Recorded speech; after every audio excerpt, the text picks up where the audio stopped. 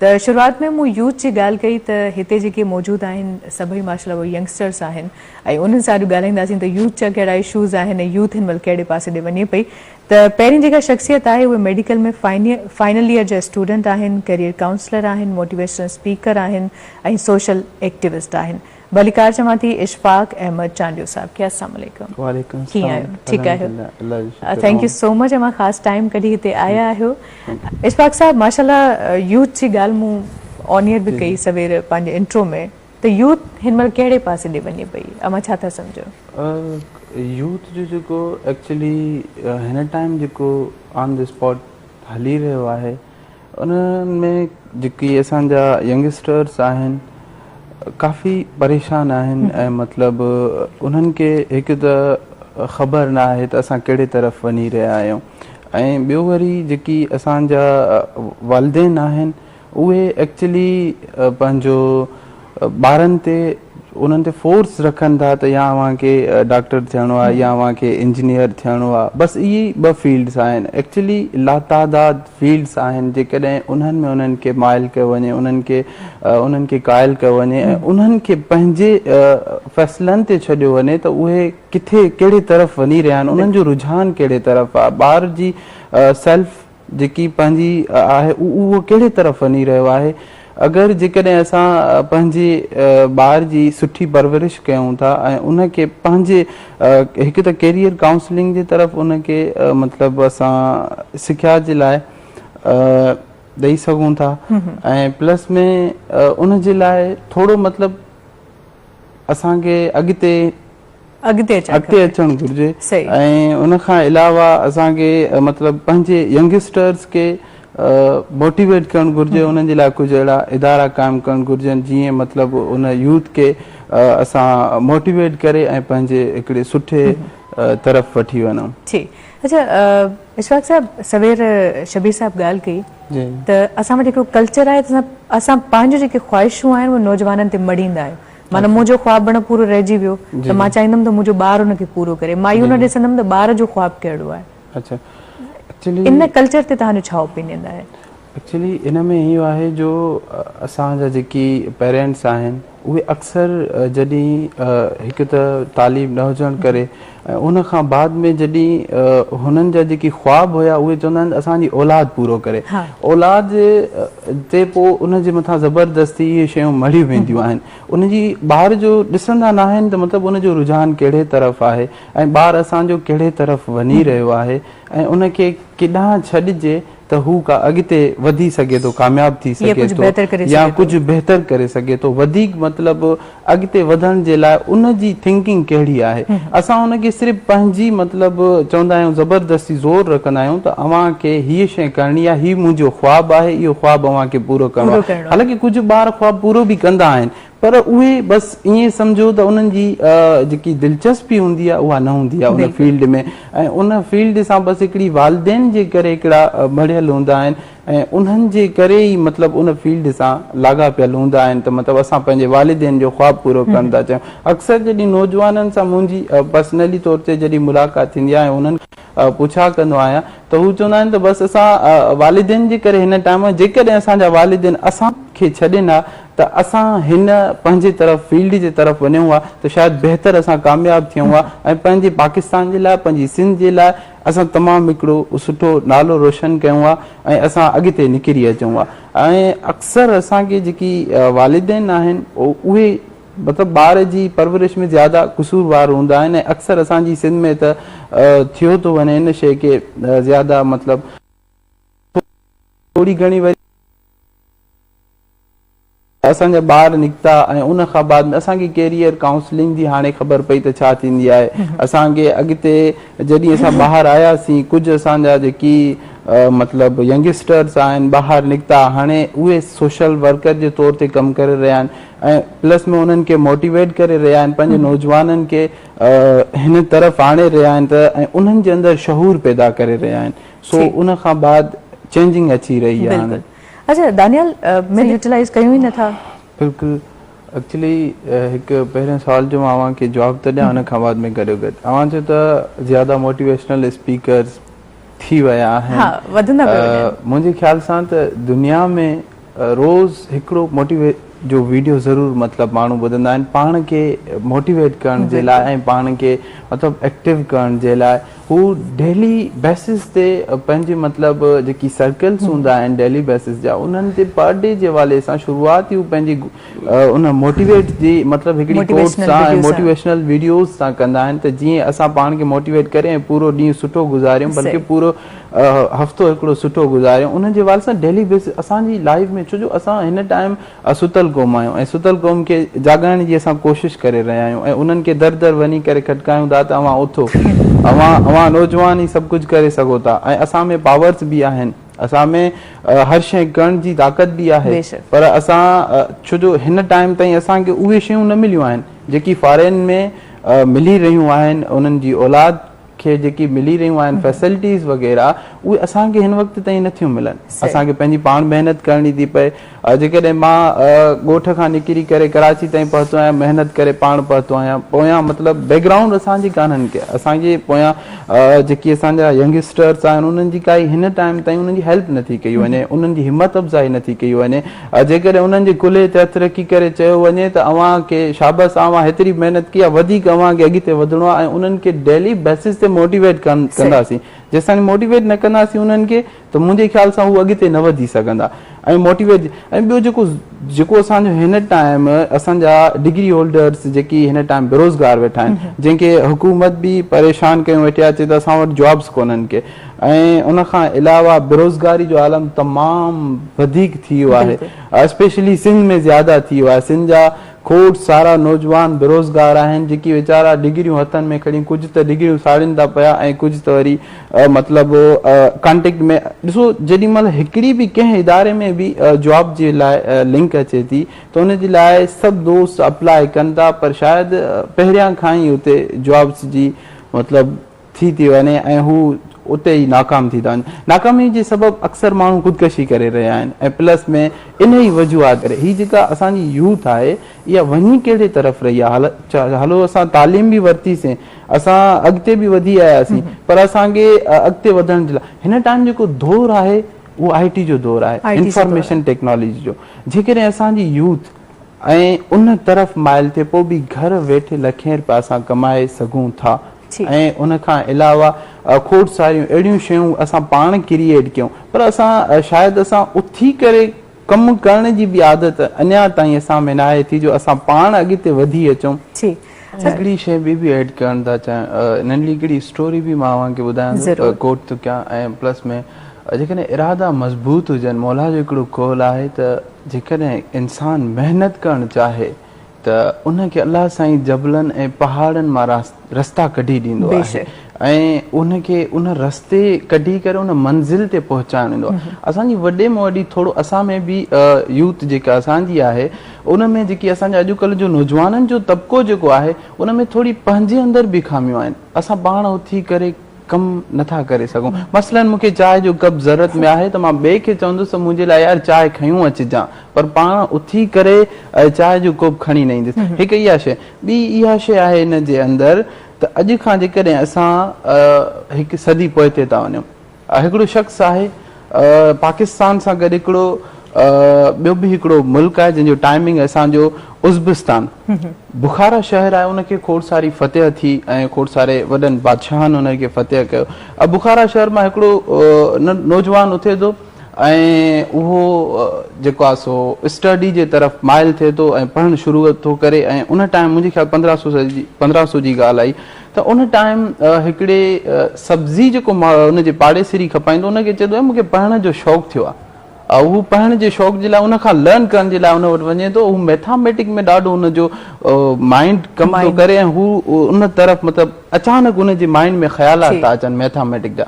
पोइ मैथामेटिक में हुनजी हिकिड़ी दिलचस्पी हुई ऐं हुन चयो त मूंखे पढ़ण जे लाइ अॻिते मतिलबु उन सब्ज़ी वारे खां, हू सुबुह जो सब्ज़ी खपाईंदो, शाम वापसि ईंदो, उनखां लर्न कंदो हुयो, उनखां सिखंदो हुयो। उनखां बाद में हुन जेको आहे सो अॻिते अची करे जेसिताईं हुन पढ़ाए सघियो होसिताईं हुन चयो वधीक मूंखे किथे पढ़ण जी घुरिजे। चई वधीक त हाणे हिकु बादशाह जी लाइब्रेरी आहे, उते सिर्फ़ु बादशाह जा ॿार ई पढ़ी सघंदा, वधीक कंहिंखे पढ़ण जी इजाज़त न आहे। पोइ हू कोशिशि करे थो त उनजी जेका सो मां रस्तो कीअं इख़्तियार कयां। अचानक बादशाह खे सूर थो पए पेट में ऐं उन जे लाइ आंड्रे में हुनखे कोई सूर थो पए, उन जे लाइ हू इलाज चए थो कोई बि मूंखे इलाज करे हिन शइ जो, त मां उनखे जेका शइ हू फरमाइश कंदो उनजी पूरी कंदुसि। ऐं हू कोशिशि करे थो त उनखे इलाज करण जे लाइ मां कोशिशि कयां, ऐं कोशिशि कई जॾहिं उन इलाज तयारु कयो त बाबा ही मां शॉर्ट स्टोरी थो कयां, काफ़ी वॾी आहे, त उन जे करे हुन इलाज तयारु कयो। पहिरियां बादशाह चयो त हिनखे जेकी अॻिले ज़माने में हूंदा त बादशाह जो खाधो पहिरियां ॿियो कोई खाईंदो हुयो, उन खां बाद में बादशाह खे पेश कयो वेंदो। पोइ उन दवा जॾहिं ॿिए ते असरु कयो उन खां बाद असरु थियो त हुन चयो त जेको आहे सो अवां हाणे मूंखे चयो त मूंखे सिर्फ़ु हिकिड़ो चांस ॾियो।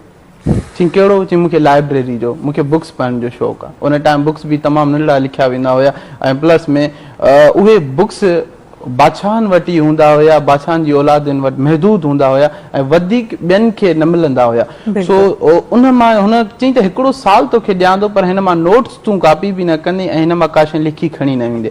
उहो ॿारु कोशिशि करे थो त उन मां लाइब्रेरी में इन थो थिए त सिर्फ़ु खाइण पीअण जे वक़्तु उहो रेस्ट करे थो, उन खां बाद में एतिरी महिनत थो करे जो साल जे अंदरि उन पूरी लाइब्रेरी जा बुक यादि करे थो वञे, यादि करे उतां निकिरे थो।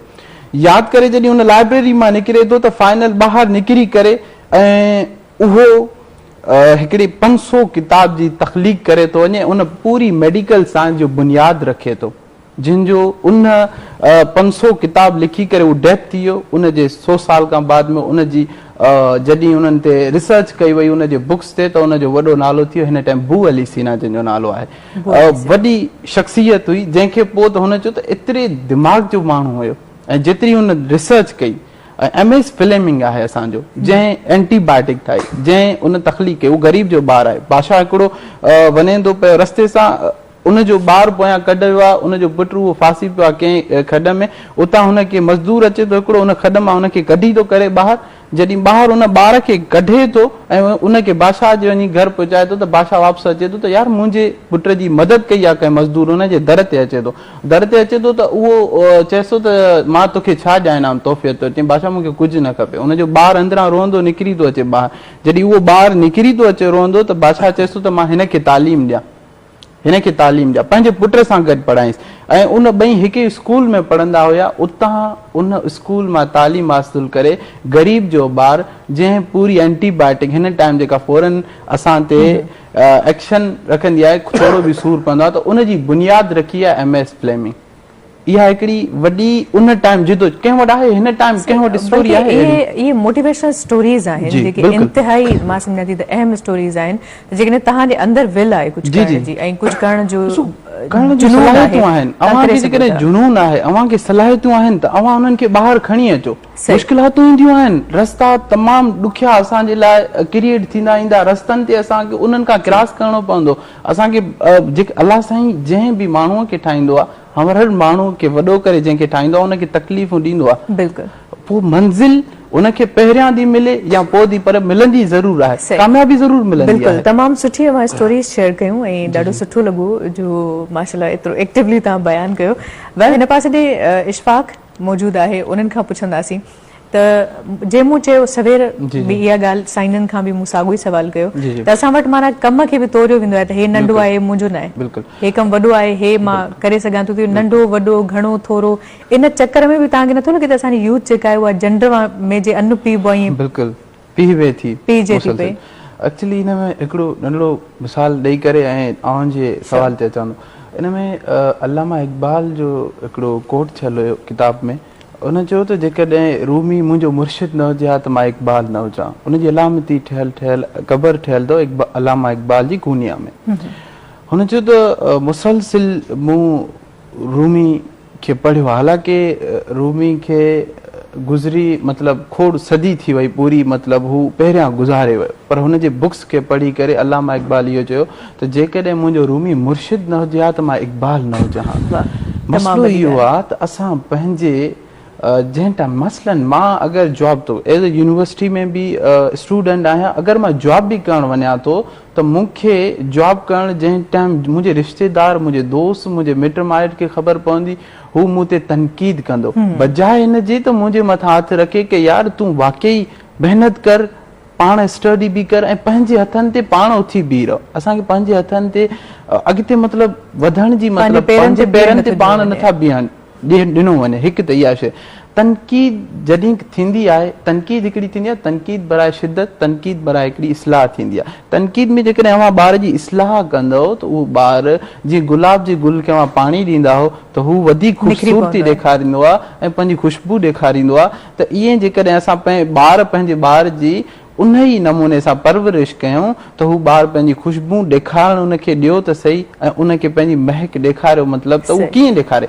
अगरि जेकॾहिं असांजे मुआशिरे में हुनखे डिग्रेड कयो वेंदो आहे, यार तूं यूनिवर्सिटी मां पढ़ी आयो आहीं, तूं वरी हिते कंहिं मॉल में कमु थो करीं, या तूं हिते कंहिं सेंटर ते पढ़ाईंदो या पेट्रोल पंप ते बीठो आहीं, या अव्हां किथे जॉब था कयो, यार अफ़सोस जहिड़ी ॻाल्हि आहे, तव्हांजी डिग्री वठण जो कहिड़ो फ़ाइदो आहे, तव्हांजे अॻिते अचण जो कहिड़ो फ़ाइदो आहे, यार सम्झ में नथो अचे।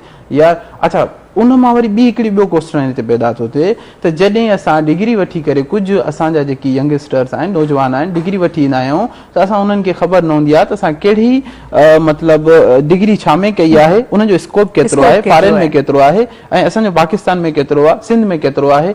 इन में असांखे कंहिं शइ जी बि इंफॉर्मेशन न हूंदी आहे। उन खां बाद में असां सिर्फ़ु गवर्नमेंट जी अनाउंसमेंट जे लाइ वेट कंदा आहियूं त असांखे किथां थी कंहिं में वैकेंसी अचे ऐं उन में पंहिंजो असांखे मुहारत न हूंदी आहे त असां छा में डिग्री कई आहे। प्लस में जेकॾहिं असां पढ़ूं बि था त गॾोगॾु फॉरेन में ईअं हूंदो आहे, जेकॾहिं ॿार मैट्रिक ताईं पहुचंदो त मैट्रिक खां पोइ उनजी तालीम जा उनजी जेके बि अख़राजात हूंदा उहो ॿार पाण मतिलबु उनखे पाण खे पाण करणु कहिड़े हिसाब सां करिणो आहे, ट्यूशन पढ़ाए या कोई ॿियो को मतिलबु हुनखे बिज़नेस जे तरफ़ माइल ज़रूरु कंदा या कंहिं अहिड़े कारोबार जे तहत ऐं उन ते चवंदा त तूं हाणे पंहिंजो पाण हितां शुरूआत कर, पोइ हू फीसिस पंहिंजी पाण भरींदो, उन खां पोइ यूनिवर्सिटी लाइफ में ईंदो, हू मैच्योर थी वेंदो। जॾहिं यूनिवर्सिटी खां पास आउट थी निकिरंदो आहे उहो ॿार त पोइ उहो इहो न सोचींदो आहे त मां गवर्नमेंट जी अनाउंसमेंट जे लाइ मां वेठो हुजां, उहो सोचींदो आहे त मूंखे हाणे बिज़नेस आइडियाज़ क्रिएट करणा आहिनि, मूंखे कुझु अहिड़ो करिणो आहे जो मतिलबु दुनिया दंग रहिजी वञे ऐं मुंहिंजो नालो थिए। ऐं इन जे लाइ असां वटि हज़ारे मिसाल्स मौजूदु आहिनि एक्चुअली असांजी सिंध जे अंदरि, पाकिस्तान जे अंदरि ऐं उन खां अलावा फॉरेन जे अंदरि। पर इहो आहे जेकॾहिं असां ॿारनि खे थोरो उन्हनि जी परवरिश ऐं उन खां अलावा समाज असांजो अहिड़ो कयो आहे, जेकॾहिं असां समाज में शऊर आणण जी कोशिशि कयूं, अल्हम्दुलिल्लाह कोशिशि कयूं था पिया, दर वञूं पिया, क़ौम खे जाॻायूं था ऐं कोशिशि करे रहिया आहियूं त उन्हनि में थोरो चेंज अचे। मसलन जेकॾहिं मां जॉब थो कयां त मूंखे कोई मतिलबु चवे त यार बिल्कुलु तमामु सुठो करे रहियो आहे पंहिंजी घर जे लाइ, बिल्कुलु एप्रिशिएट कयो। जेसिताणी एप्रिशिएट न कंदो तेसिताणी अॻिते असां न वधी सघंदासीं। सो इते मुझे ख्याल में त असां वटि समाजी प्रेशर्स तमामु घणा आहिनि, इहो कारण आहे तॾहिं बि असांजा नौजवान माना हिकु त न तोलना में लॻा पिया आहिनि त माना हे कमु नंढो आहे, हे कमु वॾो आहे, हे कमु मुंहिंजे करण जो न आहे, हे फलाणे तबिके जो आहे, माना तबिकनि बि असांखे ॾाढो तबाह कयो आहे। इहा तमामु सुठी ॻाल्हि कई आहे। असांखे वरी तबिकनि में हिकिड़ो विरहायो वियो आहे, ऐं उन खां अलावा असांजे जेकी डिग्री होल्डर्स स्टूडेंट्स आहिनि उहे चवंदा आहिनि न यार ही मूंखे कमु कंदे मूंखे मुनासिबु लॻे थो त मां ही कमु कयां, मां डिग्री वठी आहियां, फलाणी यूनिवर्सिटी मां पढ़ी आयो आहियां, मां हितां MA कई आहे, मां BA कई आहे, मां हाणे हे कयां, यार मां हे न कंदुसि। पोइ असांजी उमिरियूं गुज़री वेंदियूं, असांखे 30-35 साल एज थी वञे, उन खां बाद में असां नाकाम अक्सर इन जे करे ई थींदा आहियूं त असांखे सिर्फ़ु पंहिंजो पाण ते सिर्फ़ु फ़ख्रु हूंदो आहे त मां हीअ शइ कई आहे त हाणे मां जेकॾहिं करिणो आहे मूंखे त गवर्नमेंट जी जॉब वठणी आहे। इहे असांखे स्किल्स न सेखारियूं वेंदियूं कंहिं बि यूनिवर्सिटी में, कंहिं कॉलेज में। हिन टाइम अहिड़ो को बि मतिलबु सेशन कान्हे को, जेकॾहिं असां यूनिवर्सिटी में पढ़ूं था त असांखे इहा ख़बर न आहे त इंटर्नशिप असांखे करणु घुरिजनि, ॿाहिरि वञणु घुरिजे, असांखे उन मां थोरी इनकम करणु घुरिजे। प्लस में जीअं असां वधीक पाण खे इनोवेट करे सघूं ऐं अप्रोच करे सघूं, असां पंहिंजा अख़राजात पाण बर्दाश्त करे सघूं। असांजे नौजवाननि में इहा न आहे, बल्कि असां में फ़ख्रु आहे त मां MBBS डॉक्टर आहियां, जेसिताणी मूंखे गवर्नमेंट जी नौकरी न मिलंदी तेसिताणी मां पंहिंजी क्लिनिक बि नथो खोले सघां। उन खां अलावा जेकॾहिं कोई स्टूडेंट आहे फार्मेसी मां या कंहिं ॿिए डिपार्टमेंट मां उहो डिग्री वठी था अचनि त उन्हनि खे इहो करण जे लाइ पंहिंजा पेरेंट्स ई माइल न कंदा आहिनि, यार ही इंजीनियर आहे, हिनखे गवर्नमेंट जो कोई प्रोजेक्ट मिले या त गवर्नमेंट जी काई जॉब मिले उन खां पोइ मतिलबु ही कमु करे।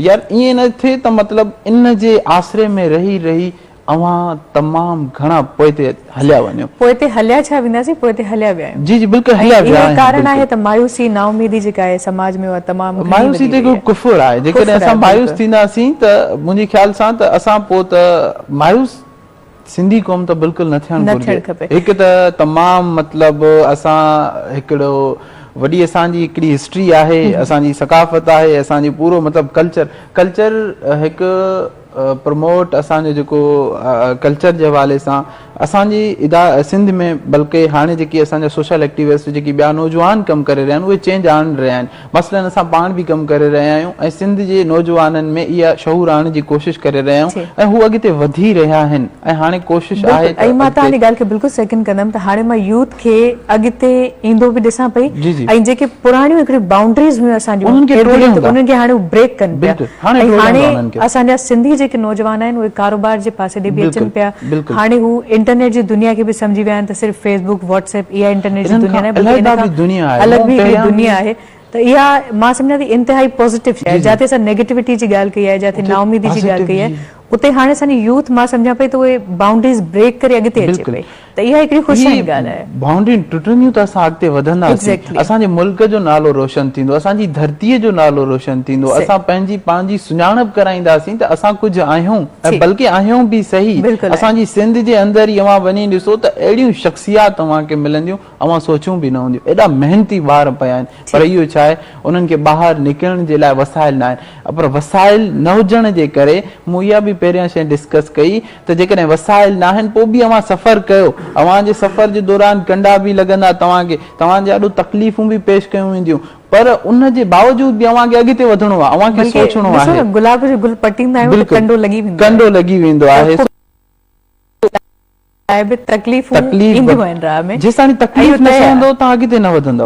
कामयाबी जॾहिं जेको बि इंसान कामयाब थींदो आहे उहो पहिरियां तकलीफ़ुनि मां, मुश्किलातुनि मां ऐं खोड़ सारे ॿियनि मरहलनि मां गुज़री करे पोइ ईंदो आहे, पोइ कामयाब थींदो आहे। बल्कि मां पर्सनली हिन ॻाल्हि ते बिलीव कंदी आहियां त जेको नाकामीअ जी ॾाकण चढ़ी अॻिते वधंदो आहे न उनखे केर बि मात नथो ॾेई सघे।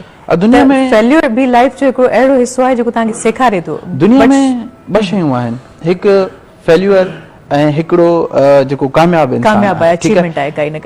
उन जे अलावा हाणे इहे ॿ शयूं आहिनि, हिकु फेल्यूर जो बि नालो थींदो अथव ऐं जेको कामयाब इंसान हूंदो आहे उन ॿिन्ही जो नालो थींदो आहे। पर ज़्यादा अव्हांखे ख़बर आहे केरु मतिलबु फेमस थींदो आहे, ज़्यादा उहो फेल्यूर बि फेमस थींदो आहे। उन वटि एक्सपीरियंस, तजुर्बा, मुशाहिदा उन वटि खोड़ सारा हूंदा आहिनि ऐं उन खां असां सिख्या वठंदा न आहियूं, उनखे रहंदो डिग्रेड कंदा। मूं हिकिड़ी कुझु ॾींहं पहिरियां कुझु लाइन लिखियूं आहिनि, मां उहा अॼु अव्हां सां थोरी शेयर करणु चाहियां। जेकॾहिं असां ॿार जी रिज़ल्ट ते फेल जे बदिरां ट्राई अगेन लिखी छॾियऊं त उन ॿार जी उनजी सोच में उन में थोरो चेंज ईंदो ऐं हुनखे वधीक महिनत करण जो जज़्बो मिलंदो। ऐं जेकॾहिं असां हुनजे ॿार ते प्रेशर रखंदा आहियूं त हे ॿार फेल आहे ऐं ही नाकार आहे, हे कमु नथो करे सघे, हाणे हे कम जो न आहे, त इन जे बजाए असां हुनखे सिर्फ़ु शाबाशी वारो हथु ॾियूं ऐं प्यार वारो हथु रखंदासीं, ट्राई अगेन कयो। ट्राई अगेन जो मक़सदु इहो आहे त वरी ॿीहर अवां नई कोशिश सां नवान सां अवां अची सघो।